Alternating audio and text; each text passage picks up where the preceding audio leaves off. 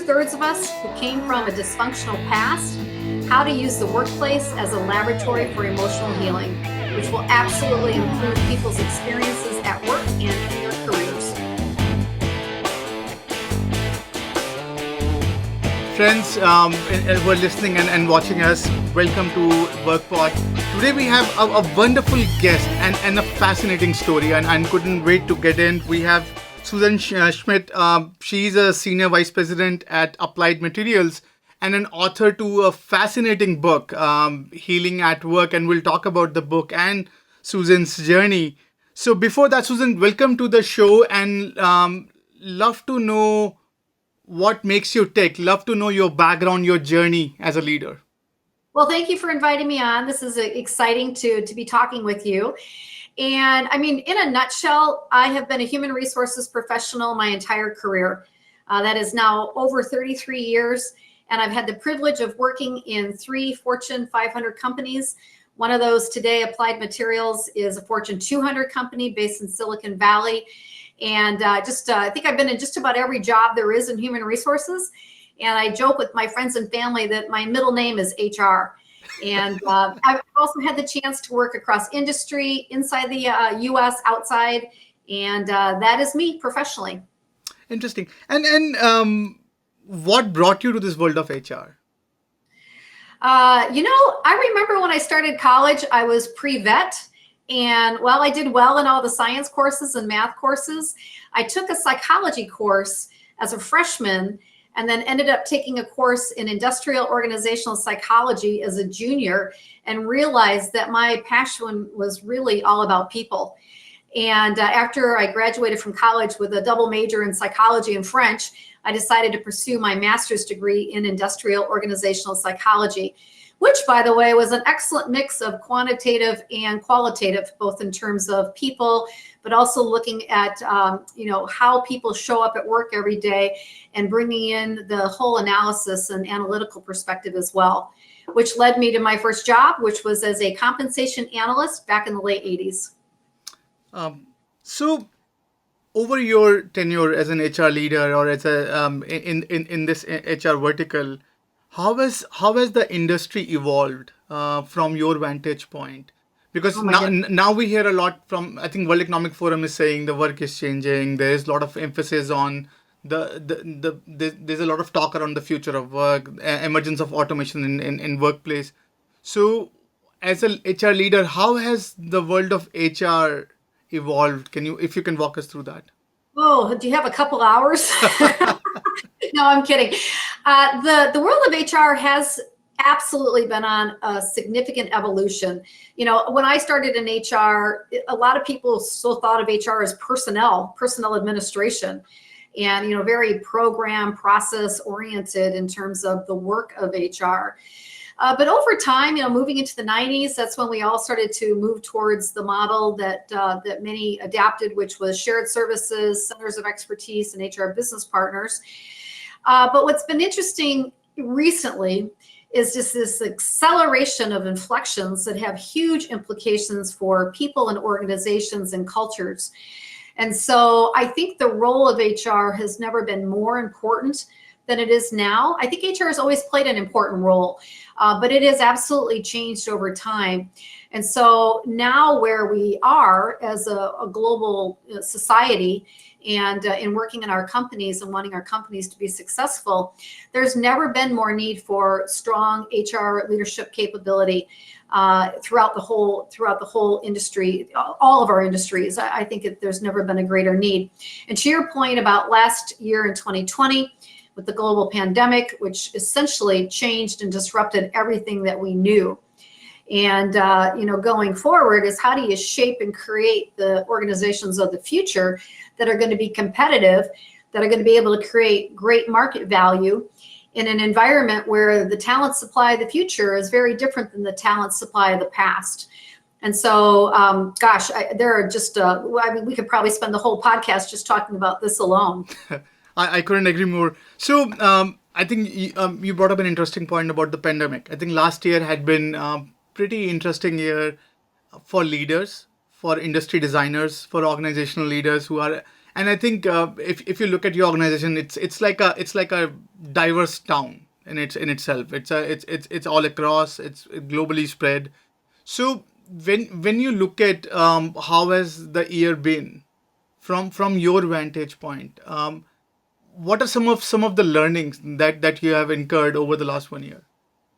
Well, for sure, what we learned immediately was that we could be incredibly adaptive because we literally sent everybody home overnight. Hmm. And, so you think about, I think that might be Josh Bersin who talks about this, that the change, how we think about change of the past, that, driving change and change management in companies is a multi-year endeavor. We've learned that it's actually possible overnight. Yes. The acceleration of change and our ability to literally turn everything upside down within 24 hours is possible. So that's one thing that I think is absolutely a learning. I think the other thing that we learned is how resilient people are, to literally go. And of course, many people came back to work immediately. Our industry is was considered an essential business as in the semiconductor industry. And so while we sent everybody home overnight, we very quickly realized that, we're an essential industry. We need to get people back. And the resilience of people to come together and work through a lot of uncertainty, a lot of fears around the health implications, obviously.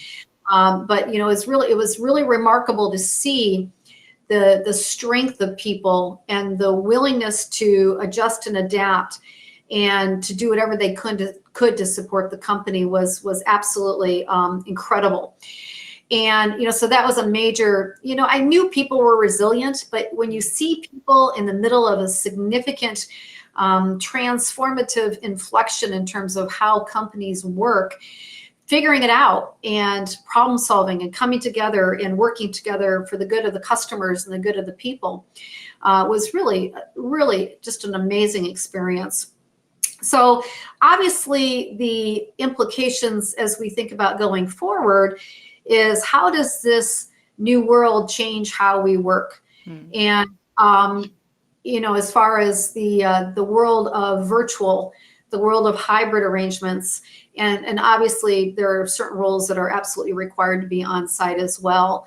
And so I think we're in a really creative phase, to tell you the truth, which can be a little bit unsettling for people that want more certainty. But I think that we're in a creative stage of looking at how can we take advantage of the lessons learned last year? How can we leverage that going forward, recognizing that there are new ways of interacting and connecting, but also recognizing that many people have the human need of being with people together in collaboration endeavors, in innovation endeavors. So I think we're in a really creative phase right now. And I think a lot of companies we're all balancing similar things depending on what country we're in and where the pandemic is, whether, case rates are going up or case rates are going down, to be thinking about, a phased approach to the new world, a phased approach to the future of work, if you will.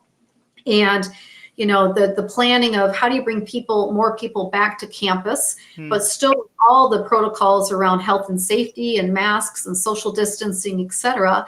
But then how do you accelerate being able to get people back as your vaccination rate goes up, the case rates are going down in certain cities. We're tracking obviously all that every day. But then longer term, how do we want to think about the future of work? And so I think it's a creative experimentation phase, to be honest. I think that companies that figure out how to do this well are going to win the talent market and are going to be the employers where great talent want to go and work and stay. And so it's interesting. I think about what we're facing. It's not a problem to be solved. I think sometimes we think it's a problem to be solved. It's not. It's a tension to be managed. And the tension is whatever the business needs are and employee needs. And there's no right or wrong answer. And every company and industry is going to have to figure out what makes the most sense for them. But sometimes we get into this problem solving. Yes, no, it's either this or it's that. It's more of managing the tensions of, certainly many companies are going to require people to be on site to get work done, that the role requirements require it. But then how do you balance it with employee needs? And we know from our internal as well as external studies, people want more flexibility. Majority of people want some kind of a hybrid working model. And so it's how do you figure out how to do that while still meeting the business needs and recognizing that not everybody can work in that model, but being creative about how we think that through. And that's essentially where we're at now, coming. I wouldn't say we're certainly not out of the pandemic by any stretch of the imagination as we look at different countries and what's happening. Interesting. And role of technology has really evolved over the last year. So I'm curious because we are social beings, so we get our adrenaline rush, we get our all the chemical boost from the social interactions that we enjoy.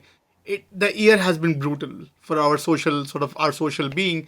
So when you plan for this future organization going through this untimely hiccup, how do you see or what do you see as a technological shift that the organization, not necessarily yours, but in general, should see going forward, or should brace for it at least? Yeah, well, I mean, we all learned to really appreciate our technology and our IT organizations over the last year for sure. And, shout out to Applied Materials Global Information Systems team, our GIS team. And I'm sure others feel the same way about their IT partners. But, we obviously became much more comfortable operating in a virtual world.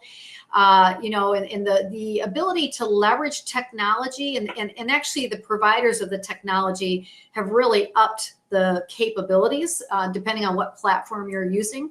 We're a Microsoft Teams company, and that's our primary platform. And so seeing the evolution of the technology to be even more adapted to the virtual experience is really pretty cool. And now that we're getting more and more people back on campus, depending on their roles, figuring out how do you really run effective hybrid meetings. And we just came through a week of our strategy meetings, and some of the leaders and team were in the headquarters office. Others were virtual. I was a virtual participant, but the technology in the teams and how they managed, the camera going on, whoever's speaking, and creating an experience that felt like we were in many respects in the same place. There were a couple little things that we have to fix, but overall it was really quite impressive.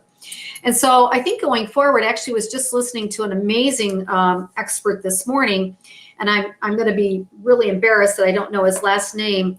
Actually, let me pull it up so I can get it correct. We were listening to an expert today named Dr. Gleb. I think he says it Jaspersky.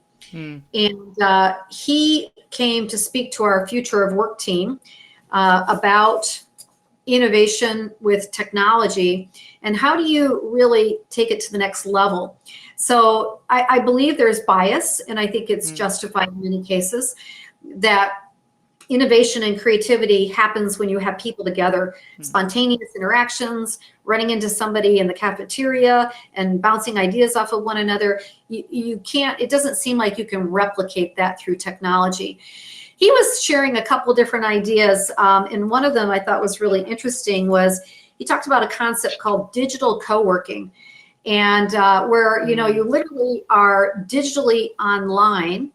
You maybe shut off your video, so you're working, but you're in a room, virtual room with people with no particular agenda, where people can interact more casually, more spontaneously. Now, does that replace face-to-face innovative work and bringing teams together for collaboration? No.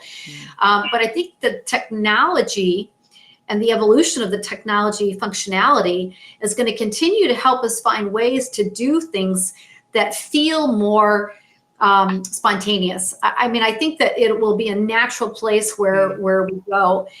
And, so I think there's that piece. The other piece of technology, which is, obviously a huge lever for companies, is as we talked about the talent war, 25 years ago, we have seen nothing like a talent war until now. And so the only way we're going to be successful is by figuring out how do you shift the, the low value work that people do as much to technology as possible, productivity through technology, to then be able to leverage bringing in people to do the high value, important work that obviously only people can do.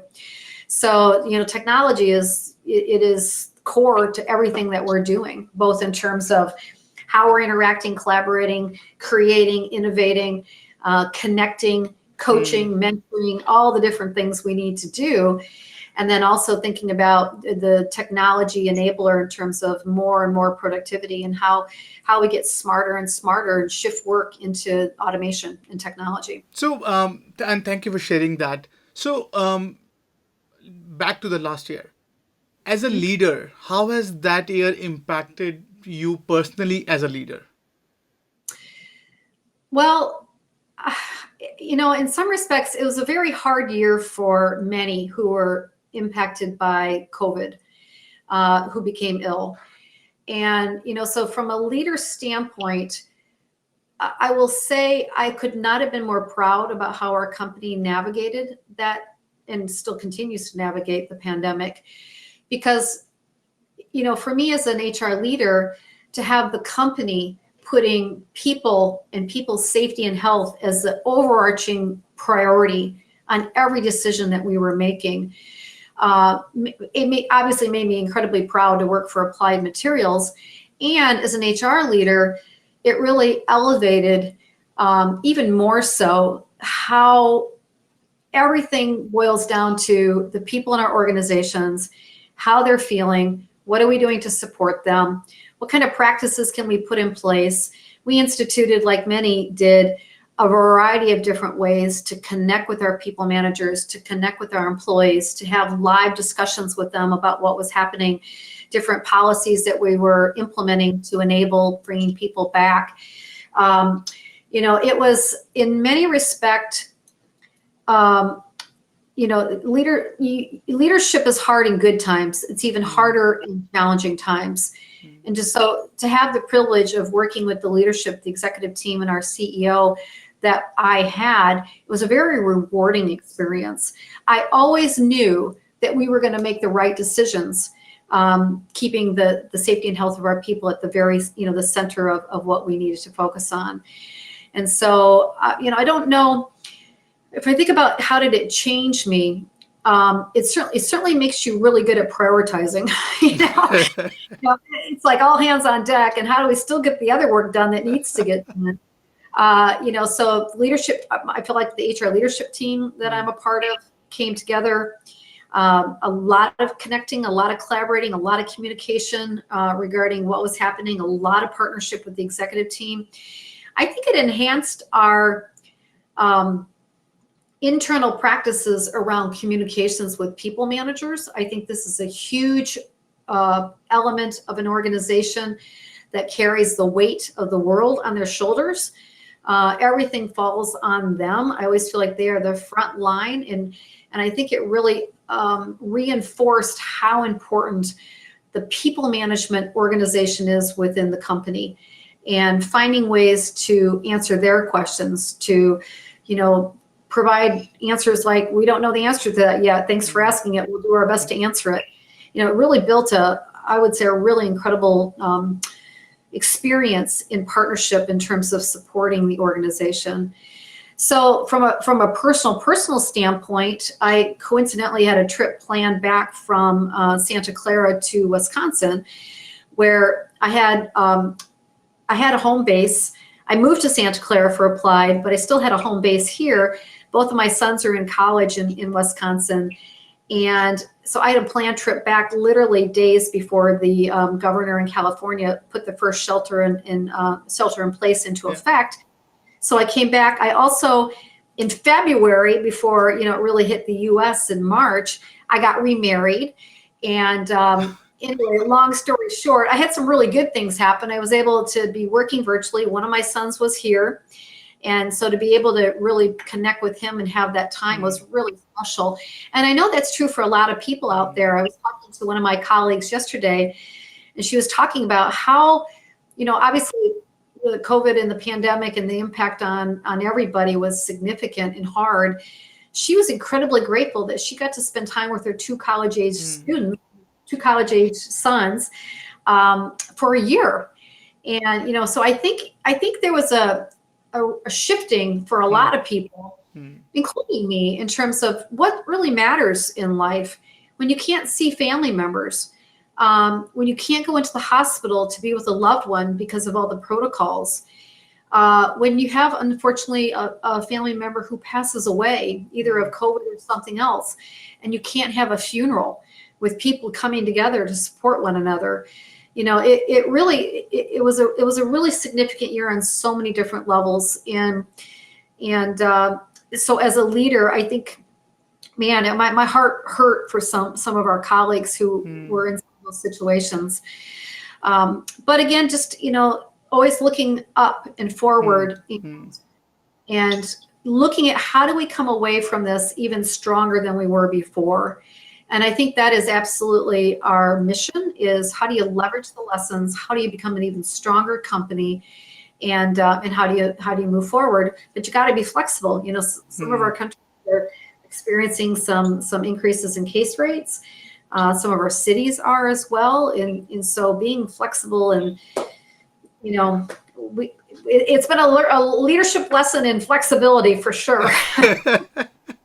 So I think, what you're saying reminded me of this interesting story. So I was talking to one of the HR leader of one of the largest manufacturing organization.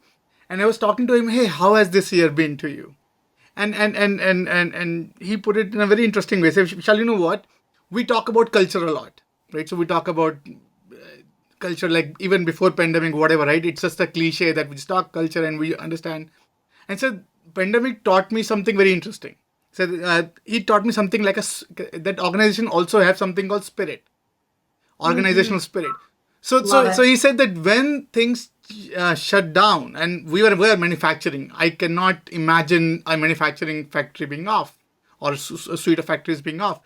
But then when you see people, and I'm also a human being, so I also panicked, right? I have a family I need to protect and all that. Sure, I pretend to be leader many times, but deep inside I'm 90% human and 10% maybe leader.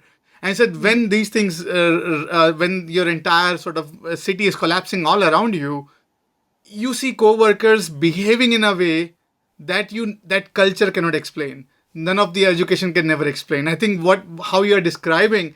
So saying that I realize that my org has something called spirit that I've never seen before, and I think it's pretty fascinating. I love it. I think that's a beautifully chosen word, and it really expresses what I saw. And obviously India had some significant challenges with COVID in the very recent past. And to watch the spirit of the leaders and the employees, what they did was heroic in terms of supporting colleagues and family members. And that is exactly what you're talking about, is that spirit of coming together, overcoming impossibly difficult situations, and finding creative ways to support one another. And just heroic. I don't know how else to explain it, what our colleagues in India took on and did to support one another. And amazing. It's true. Spirit's exactly right. I love it. So thank you on that. So now let's talk about the meat of the stuff. And to our listeners and viewers, so Healing at Work. By the way, fascinating book. I have never freaking cried on a it's supposed to be an organizational book. And when I was speaking, I am a dad. I have a daughter. So it's like I think few chapters are pretty hard to run by if you care. And thank you for sharing that. I think it's mind numbing to see leaders who make themselves vulnerable to the point and share with the community. And thank you for writing this book. Love to know what sparked you to write such a book. Oh my goodness. Well, first of all, thank you for reading it. I feel very privileged that you did that. I always appreciate when someone actually reads it. I at the very beginning of this podcast, you asked me about my background, and I shared it with you. But what I didn't share with you, but what I talk a lot about in the book, is that what fueled my career success was an underlying belief that I wasn't good enough. And what I have found in working with so many of my colleagues and fellow leaders and employees and people managers is that many of us fall into this category of overachiever, never feeling like what we're doing is enough, never taking time out to really celebrate and acknowledge the achievements that we're having, incredibly hard on ourselves, and setting unrealistic expectations of ourselves and others.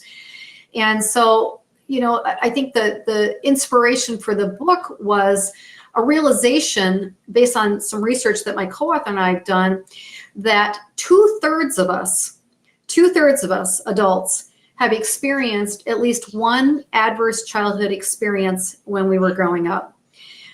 Adverse childhood experiences, the acronym is ACEs, the ACEs. And the 10 adverse childhood experiences are things like physical, emotional, sexual abuse, addiction in the family, neglect, mental illness, family member who's gone to jail. There are these 10 descriptors. And the research shows that 2/3 experienced at least one ACE. And sadly, 40% of all of us experienced 2 or more. And so the reality is that many of us that come from a dysfunctional past that had one of those experiences, and maybe not even necessarily one of those experiences, but maybe an overly bearing parent or a critical parent. There's sort of a continuum of serious issues that happen to kids when they're little. What we don't realize, and what I unfortunately, and I hate to admit this, but it's true, don't like to admit, is that 30 years of my 33-year career, I was living what I call the unconscious wounded career path.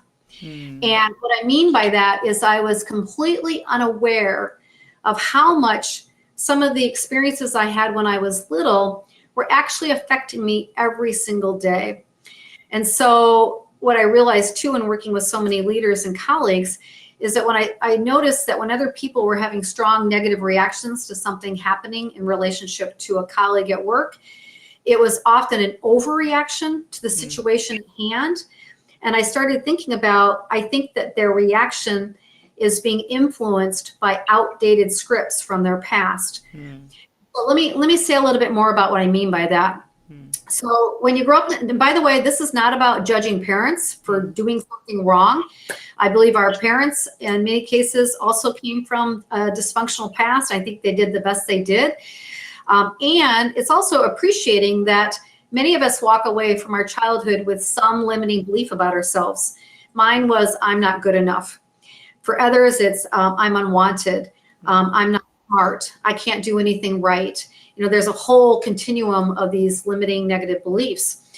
And what happened when we were little is that when something was happening in the family system or the family situation that was stressful, it would, cause a trigger. So the trigger might be I'm in trouble or I'm being judged or criticized. The limiting belief pops right front and center in our head. And then we have a variety of different strategies and adaptive behaviors for how we navigate that situation or how we navigated it when we were little. For me, it was all about people pleasing and being as good as I could. If I could just be as good as possible, the goody two shoes, the good little girl, maybe my dad's anger and rage would not explode on that particular day. And so then I move into my career. And again, if I get triggered at work and I all of a sudden feel like, I'm not good enough, I'm not smart enough, I'm not adding value, I immediately go into the old behaviors, people pleasing, trying to do no work-life balance, trying to prove myself at work. Because somewhere along the line, and this is true for a lot of people, I unintentionally, unconsciously delegated the responsibility to people in authority to determine my value and my worth. And completely unconscious to this. And so again, this is something that's very common for a lot of overachievers. And when I started really looking at this unconscious dynamic that was affecting me in so many negative ways, here are some of the costs, and I really want to get into the future and create the hope, because I feel like I'm spending too much time on the negative. But the negative costs of the unconscious wounded career include exhaustion, no work-life balance, never taking time out to have fun and enjoy and relax, never slowing down enough to do that, strained relationships with bosses and colleagues at work, and oftentimes distant relationships with family members, and failed marriages, health issues. I mean, the list goes on and on. And from a team standpoint, if you got all this happening, all this unconscious past dynamic playing out in your team's performance is not optimized. And so what Martha and I, my co-author, Martha Finney, the amazing Martha Finney, and I did is we wrote Healing at Work in a way that teaches people how to use the science of neuroplasticity, which tells us that we can rewire our brains. We have the ability to reshape the neural pathways in our brain based on the science of neuroplasticity. And we introduce the concepts of positive psychology as well. But ultimately, the very unusual proposition of the book is that for the 2/3 of us that had a dysfunctional past, we can actually use the workplace as a laboratory for healing. And so, the inspiration for the book is, how do I help reduce the pain and suffering of so many of us in the workplace and in our careers, so that we can be fully present and fully optimized in our careers and in our workplaces. And so what we do is we take readers on a journey to teach them how to do this, because the destination includes actually a much better relationship with colleagues and with family members, more work-life balance, much more centered, deep, relaxed approaches to how we work.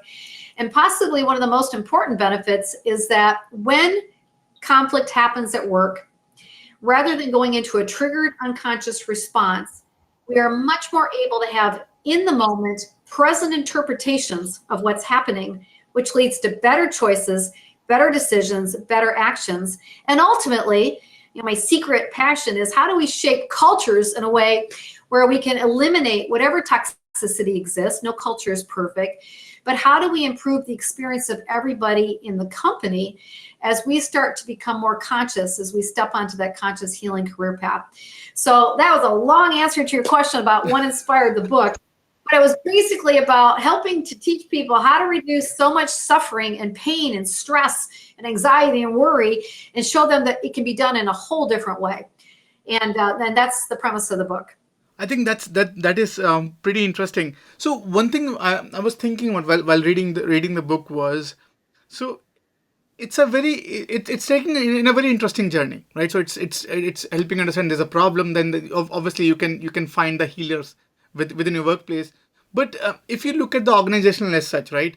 I am most probably hired because I love the company, and I'm most probably leaving because I hate my surrounding, either my manager or whatever, right? So, and most of us are hostage to our work environment, right? If you go just by the stats as such, right? So with that mindset, if you make yourself vulnerable, if you make yourself as a seeker of healing, wouldn't you expose yourself for further exploitation or neglect by the surrounding and setback? So I'm curious, what's your take on that? Yeah, it's a great question. And actually, it's a very perceptive question. But the answer is, you don't have to make yourself vulnerable. You don't have to let anybody in the company know that Martha and I coined a term called adult survivor of a damaged past, ASDP. That's pretty nice. We felt like the terms that are out there to describe the 2/3 of us that grew up in a dysfunctional home didn't really capture the breadth of how many of us are managing something consciously or unconsciously that's affecting us negatively at work. And so the reality is, you never have to let anybody know you're an ASDP. That is absolutely not the point. But what we are able to do is to, and I've talked about this a couple of times, but I'll expand on what I mean by it, using the workplace as a laboratory for healing. So here are some of the reasons why we feel so strongly that the workplace can be a place of self-acceptance, learning, and discovery, and practicing new ways of responding, and not being so triggered and have so many negative reactions. There are several reasons. First of all, your company wanted you. You are the only person who got hired into that job or promoted into that job. So automatically there's a positive emotion that comes in knowing that you were selected from everybody else to go and do that job. And also, if you think about the workplace, it's all about teams, people coming together, collaborating together, solving problems together.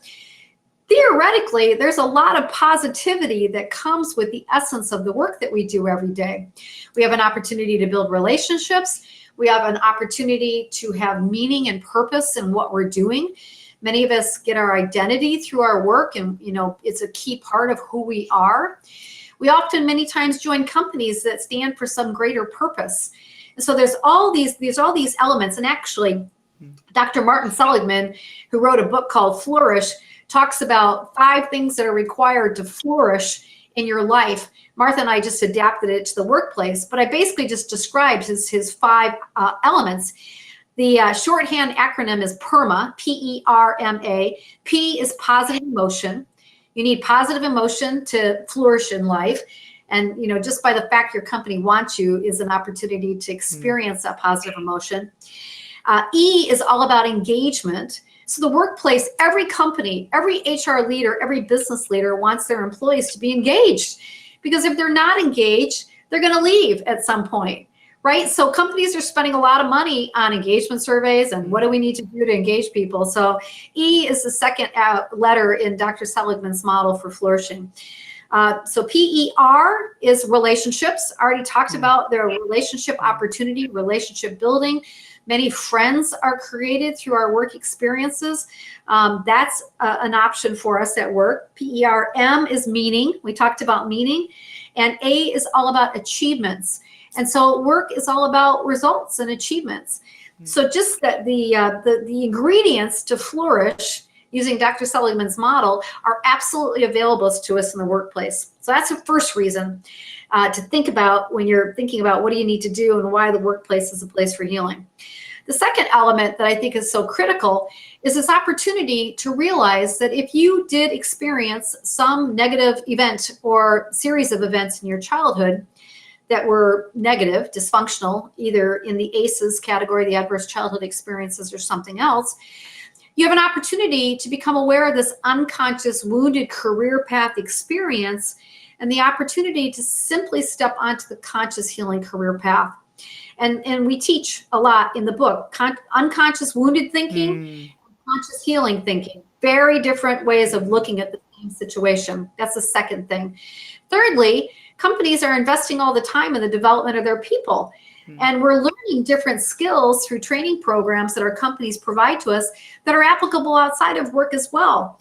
How to have critical conversations, problem solving, building management capability, project management. There's all these opportunities for learning and developing. And then finally, and there's probably more, but I'll just end there because we could go on and on with this. The other reason why the workplace is a great place to practice new ways of responding is that it is full of conflict. And conflict, in fact, I love it that you got the book back there, but we depict conflicts as if it were a bumper car crash, 2 bumper cars facing off. So if you think about, 2/3 of us walking around the halls of a corporate world who have some most likely unconscious set of experiences that are affecting us at work. We show up at work, we're interacting with other people who also are likely adult survivors from a damaged past, and we're colliding into each other regularly. And unfortunately, when we're in that unconscious state, what happens is something happens negative. We take it to mean something negative about ourselves. We immediately go into all the negative beliefs about, oh my gosh, I'm going to get fired. I'm going to get in trouble. I can't remember the percentage, but there's a huge percent of people, more than 50%, that believe that they could get fired. And so all these triggered reactions happening at work in these bumper car moments, what Martha and I do is teach people how to recognize when a bumper car moment happens and we get that physiological, emotional triggered response where our central nervous system says fight, flight, or freeze, that is the first clue that it's a moment of opportunity for healing, of having a different response and actually starting to reprogram our brains so that we don't immediately go into the old ways that we responded. For me, it was constantly working and trying to make things better and trying to constantly, make sure everybody was pleased so that I could try to, stave off any negative perceptions of myself. And so we use the bumper car moment concept to teach people how to experience a bumper car moment in a very different way.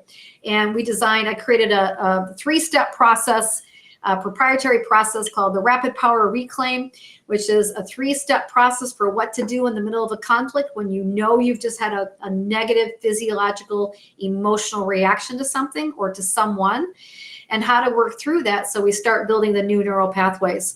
I can't think of a better place to practice conflict than at work because it's naturally happening. So you never, as a person who has, a past that's affecting them, I never have to talk with my employer or my colleagues about that at all. This is work ourselves on our own leadership journeys, on our own life journeys of showing up in different ways and trying out some different strategies so that we can have a much more positive experience in our careers and in our workplaces. And so that's the opportunity. It's not about going and, oh, hey, manager, I didn't realize this, but I've actually experienced 4 ACEs, and therefore I'm going to have triggered responses. You don't have to do any of that. It's more about practicing these things in the concept that we teach through the book that allow you to do some things differently at work. I think that's fascinating. So I want your perspective on, so I think pandemic is a great example. So when I was reading the book, I was thinking about how would this book change in this new reality, right? So I was thinking about that now my living room is exposed to work. Now my bedroom sometimes is exposed to work. Now, and many of the struggles many of those unforeseen incidents are happening inside the house. Now I have to perform on the work. It's the same toxic environment plus work, and I've been judged. So it's putting a lot of undue pressure as if you're a worker. So I'm curious, what's your take on if a worker is listening to this, how would they grapple with this book, this reality? Yeah, it's a great question because the reality is even before the pandemic, people were getting emotionally triggered at work. People were having all those negative costs that I described earlier without the added pressure of being at home, having kids at home that you're trying to manage for parents who had kids at school-age kids. All the pressures it's like adding a ton of bricks on top of an individual who, like myself, is already extremely sensitive to not wanting to underperform. And so you add all these additional elements. It's like throwing the bricks onto the pile. It just puts the pressure more and more on us so that when something's happening, it's very normal that when our fears come up, fear of judgment, fear of being excluded, fear of not fitting in, fear of not performing, fear that I'm missing something that's important, fear of not being able to be heard, whatever the fears are, it's like throwing gasoline on the fears with something like the pandemic and all the related factors. Maybe a family member or yourself got sick. And what the fears do is lead us right into, oh my gosh, I'm going to get fired. Oh my gosh, my boss thinks I'm not doing a good job. Oh my gosh, what am I going to do when it's time for kids to go back to school? How am I going to go back to work? And, concerns of losing income, let alone promotion possibilities. Well, I think that the way to think about this from just an employee standpoint, any of us in the company, is that the pandemic added additional stressors on top of our normal stressors. And so the unconscious responses very likely were enhanced and enhanced and amplified. That's the word I'm looking for. And so, we may on a normal day feel like, oh, I'm an imposter, or, if they find out I'm really a fraud, or, I'm keeping up this front. The pressure to do that when we're on the unconscious wounded career path, it's like it'll just explode. It's too much to handle. And so I think, Martha and I are grateful that we've had the opportunity to come together and create this work with our Healing at Work book, because even more so than ever before, with all the pressures that you were just talking about, people that are coming in with these our dysfunctional past, kind of carrying along our past reality with us, unconsciously into the workplace. Now we can actually go, oh, and if you read the book, we talk about Dr. Burns, his 10 distorted ways of thinking, and we start to unwind what's going on in a bumper car moment. And a lot of times the bumper car moment might just be happening in our own heads. Our inner critic narrative going on in our brains is going crazy. And so the book, as teaches people some very pragmatic ways to manage those emotional triggers. And I think you're right, the likelihood and the amplification of the pressure that gets put on people to really pressure up on the limiting beliefs and the fears is just multiplied by 1,000 in a situation like the pandemic. And if, say, now take the point of view of leader, right? So you are one of the leaders who have gone through, so understood what other, or at least could empathize with the worst of things, what's happening and what's going on, and you have healed through your own sort of painful ways. Now, when you see other leaders, like how do you think other leaders to behave? Like what is your, from this book's vantage point, what is your advice to other leaders who are listening to this? What is their role through this? Well, I had an opportunity yesterday to listen to two other amazing authors, Chester Elton and Adrienne Gostick, they've written several New York Times bestsellers. Their recent book is called, I think it's their most recent book, Anxiety at Work. And it's such a perfect time to be talking about mental wellness in the workplace, because of all the things we've talked about, and the added stress and uncertainty with the pandemic and return to campus and all the things that people are thinking about. And, so from a leadership standpoint, I'll talk about some of their great insights in a minute, but from a Healing at Work standpoint, the leader's job is never to pry, right? This isn't about saying, oh, I see you're having a negative triggered response. Did something negative happen to you when you were little? No, that's not what this is about.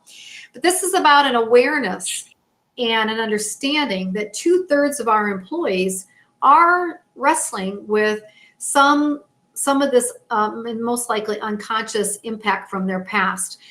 And so, one of the things that Chester and Elton said yesterday, I'm not going to remember everything exactly, was that the leader's role is to notice when someone's, showing up and they seem stressed and worried. It's about, they also mentioned destigmatizing, destigmatizing, some of these things that go on for people, the anxiety and the worry and the stress that we talk about in our book. They talk a lot about anxiety. Leaders' job is to destigmatize that people are naturally dealing with a lot of anxiety right now. And then also they talked about normalizing it, that, we all have our fears and concerns. And that if somebody is demonstrating some behavior that would suggest that they're stressed, it's just a conversation that they suggested in their conversation with our leaders yesterday about just saying, hey, I noticed that. Is there anything I can be doing to support you? And so it's also about empathizing. That was the other point that they made. From a Healing at Work standpoint, and the work that Martha and I are doing, there's also this responsibility of, as a leader, in shaping the cultures of our teams and in finding ways to what's the right word? To take away the charge from the bumper car moments. And so if two colleagues on my team are having a bumper car moment and, tensions have gone up, emotions have gone up, just even being able to say, hey, it seems like we have a bumper car moment going on here. Let's talk about it. And again, we can do that without doing any kind of psychoanalysis or anything like that. I'm certainly not a therapist. I'm a career expert. But we can look at it through a different lens. And actually, Oprah Winfrey and Dr. Bruce Perry have just written a new book called What Happened to You? And that what we typically used to say in the past is, well, what's wrong with that leader? Why are they acting like that? In their book, they talk about, don't ask, what's wrong with that person. Ask yourself, I wonder what happened to that person that they would behave this particular way. And so it helps us understand some context behind people's behaviors. And also recognizing that most of us, and again, I put myself in the same category, are completely unconscious to how much that past is influencing us. I was unconscious to my need to try to prove myself to my dad. As a little girl, my perception was that what I did was never enough. And therefore that managing the dynamic and trying to manage his anger transformed itself into my career, where I was always trying to make sure that I was doing enough, and always worried that a boss or a manager would think that I wasn't doing enough. And therefore, people pleasing is a very dysfunctional way to live your life, frankly. You're not being authentic. People perceive it as manipulative, and it's a very stressful place to be. And so from a leadership standpoint, it's really taking all these things into consideration, and then, helping to support people if they need support. And there are lots of different ways to do that. Well, I think rightly said, and thank you so much for helping us understand healing at work. I think that's fascinating. So I was thinking about, I was talking to Chris Voss about this idea of negotiation and all that, and he said a very interesting thing. He said, Vishal, you know what?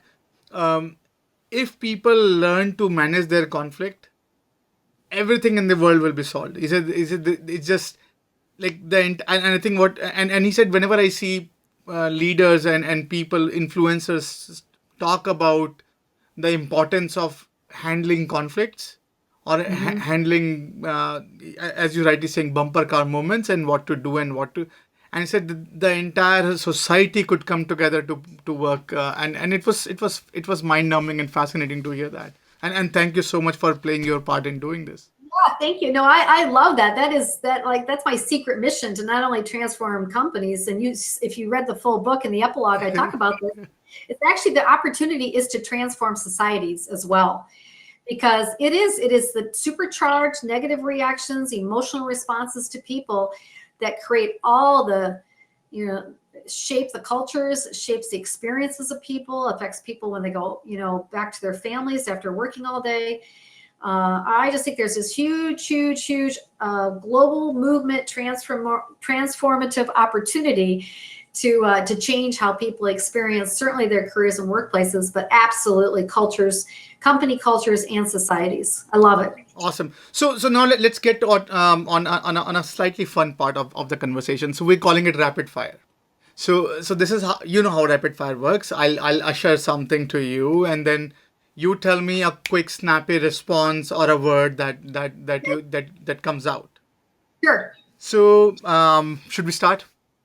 Sure. I can't wait. I feel like I'm on a game show. Go for it. So future of work. Exciting. Technology. Important. Leadership. Fundamental. Conflict. Opportunity. Culture. Personality. Transformation. New possibilities. Disruption. New possibilities. Jobs of future. Enhanced by technology. Empathy. Leadership requirement. Future of organizations. Exciting.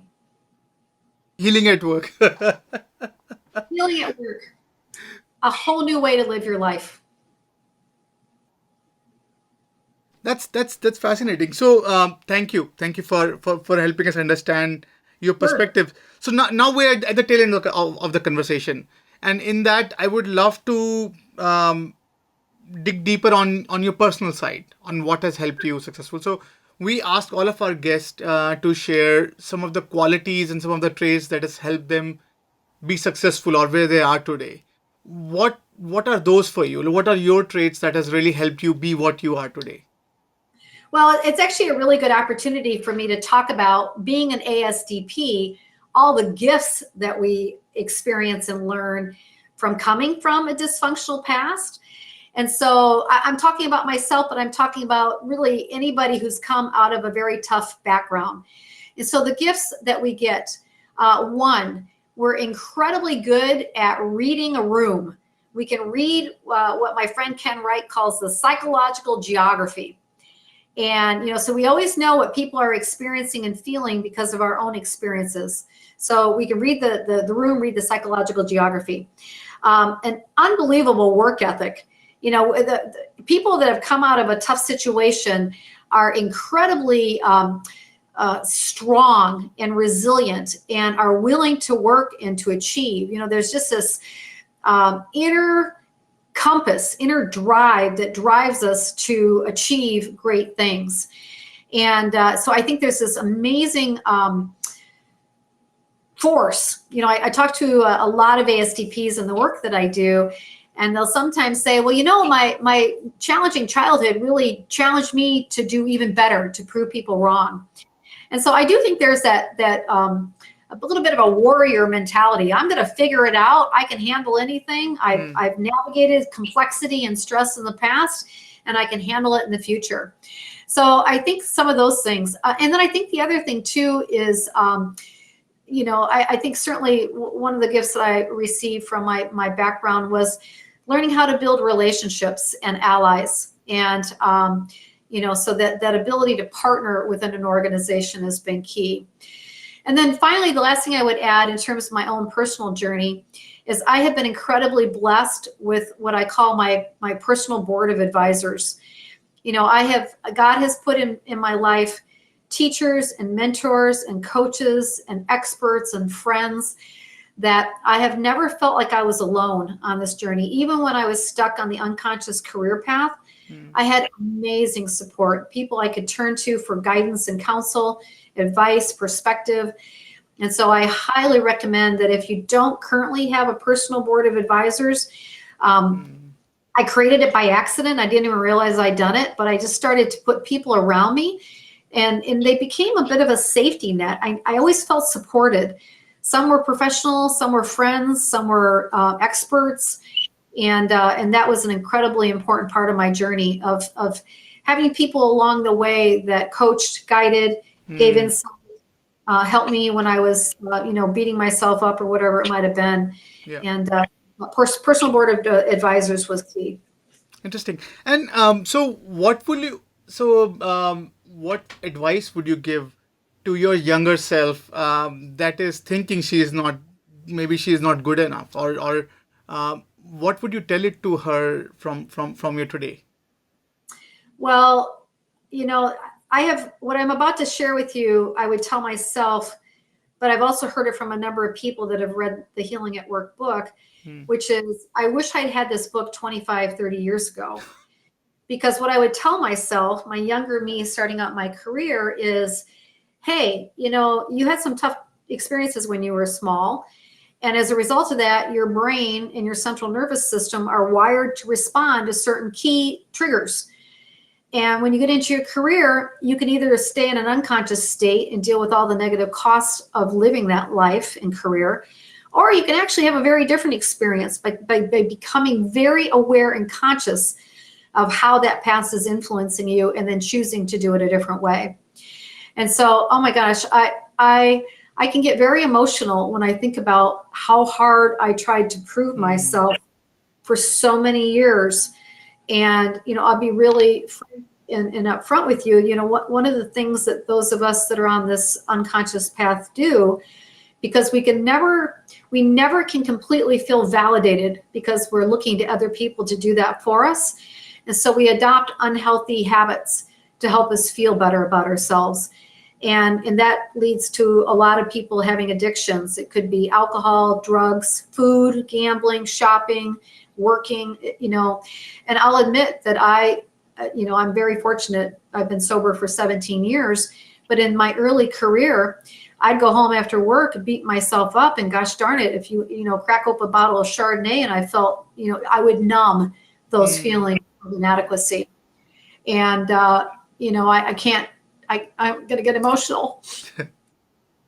I can't take back those years and the impact it had on my kids and my ex-husband, because I was so consumed with trying to get that validation at work. And I just think of the suffering and the missed opportunities. And that's what this book is about, is helping people realize there's a very different way we can live our careers. I can't believe I'm getting this emotional. We don't have to choose unhealthy habits. We can choose different ways of responding when our old triggers and our old fears and beliefs about ourselves are coming up. And that's what I would tell myself. I would basically, I wish I'd had the wisdom of all the pain and the opportunity that it could be done very differently 25, 30 years ago. No, I think it's and thank you for sharing that beautiful moment. I do appreciate that, because I think even when I was reading the book, as a dad reading a book for a daughter, right? So I get pretty emotional about some of the incidents that you have been through, and I can relate with maybe and as any dad would do. I have aspiration for my daughter. I want her to do things. And even for my son. So but it's just. It's beautiful. Then you put it right in front in a very gory detail for someone to actually realize and live through what you have lived through, and I could not help you thank you enough for showing that beautiful piece of vulnerability for others to learn from. And I think one thought I had when I was reading this is, besides the corporate part or the learning part, this could be a good children book. So it in a very weird way, right? Because girls have they have this. We have a paternal society in many cultures. It's very, very hard, and girls, they often do extra to prove the base, right?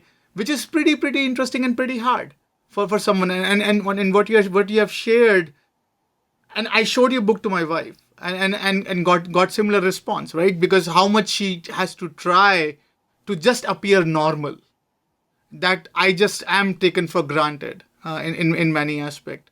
So it was, and many times, I think one thing that was eye opener for me as a dad and as a husband is, many times we just overlook these things. It's almost like a gift that's given to you, so you don't even think about it. But the other side has to go freaking hoops to just, and thank you for sharing that.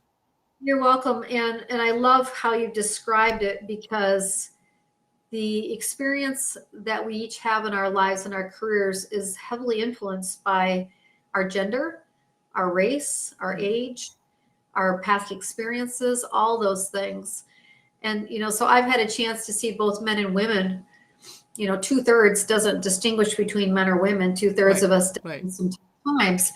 And to your great point, if you are an individual, if you are a woman in a society where men are more in the leadership roles, whatever, then some of those core beliefs and issues that we had growing up are amplified even more.